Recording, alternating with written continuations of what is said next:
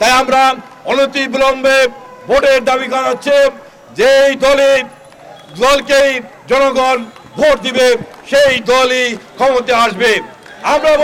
আমরা বলি না বিএনপি ক্ষমতা আসবে।